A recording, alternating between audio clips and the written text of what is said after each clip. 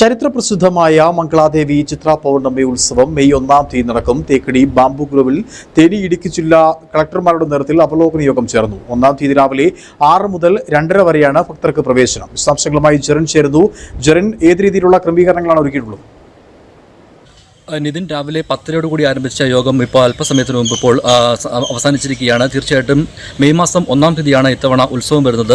ഉത്സവത്തിലേക്ക് ഏകദേശം 10,000-നും 15,000-നും ഇടയിൽ ഭക്തരെത്തുമെന്നാണ് പ്രതീക്ഷിക്കുന്നത്. ഇവർക്ക് വേണ്ട ക്രമീകരണങ്ങളെല്ലാം തന്നെ ഏർപ്പാടാക്കുമെന്നാണ് വിവിധ വകുപ്പുകളുടെ നേതൃത്വത്തിൽ ചേർന്ന യോഗത്തിൽ ഇപ്പോൾ തീരുമാനമായിരിക്കുന്നത്. തേനി കളക്ടറോടൊപ്പം തന്നെ ഇടുക്കി കളക്ടർ യോഗത്തിന് നേതൃത്വം നൽകിയിരിക്കുന്നു. ഏകദേശം 500ഓളം പോലീസുകാരുടെ സേവനം ഇടുക്കിയിൽ നിന്നുമുണ്ടാകും. ഇതിനു പുറമെ തമിഴ്നാട്ടിലെ പോലീസും സ്ഥലത്തു നിന്നുണ്ടാകും.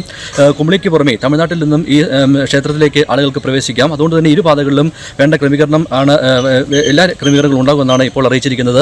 ഇത്തവണ കനത്ത ചൂട് ഉള്ളതുകൊണ്ട് തന്നെ കുടിവെള്ളത്തിനായിട്ടുള്ള വലിയ രീതിയിലുള്ള സംവിധാനങ്ങൾ ഏർപ്പാടാക്കും. ഇതിനു പുറമെ ക്ഷേത്ര പരിസരത്തൊക്കെ കൂടുതൽ ഷെഡുകൾ കെട്ടാനായിട്ടും അതോടൊപ്പം തന്നെ കൂടുതൽ ടോയ്ലറ്റ് സംവിധാനങ്ങളും കുടിവെള്ള സംവിധാനങ്ങളൊക്കെ ക്രമീകരിക്കുമെന്നാണ് ഇപ്പോൾ കളക്ടർ അറിയിച്ചിരിക്കുന്നത്.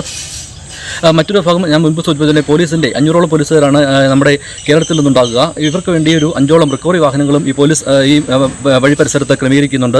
ഇത്തവണ രാവിലെ 6 മുതൽ ഉച്ചയ്ക്ക് 2:30 വരെയാണ് ഭക്തരെ പ്രവേശിപ്പിക്കുക. കൃത്യമായി തന്നെ പാസ് എടുത്ത വെഹിക്കിളുകൾ മാത്രമായിരിക്കും ഭക്തർക്ക് അവിടെ എത്താൻ സാധിക്കുക. ഇതിനു പുറമെ നടന്നും ആളുകൾക്ക് ഈ കാനനപാതയിലൂടെയൊക്കെ നടന്ന് ക്ഷേത്രത്തിലേക്ക് എത്തിച്ചേരാൻ സാധിക്കും. ഈ ചൂടിനെ ക്രമീകരിക്കുന്നതിനായിട്ട് മുൻ വർഷങ്ങൾ ക്രമീകരിക്കുന്നതിനൊക്കെ ഇരട്ടി കുടിവെള്ളം ഇത്തവണ സ്ഥാപിച്ചുകൊണ്ട് തന്നെ ഭക്തർക്ക് എല്ലാവിധ സുഗമമായിട്ടുള്ള ദർശനവും കാര്യങ്ങളൊക്കെ ഉണ്ടാകുമെന്നാണ് ഇപ്പോൾ ചേർന്നിരിക്കുന്ന യോഗത്തിൽ തീരുമാനമെടുത്തിരിക്കുന്നത്.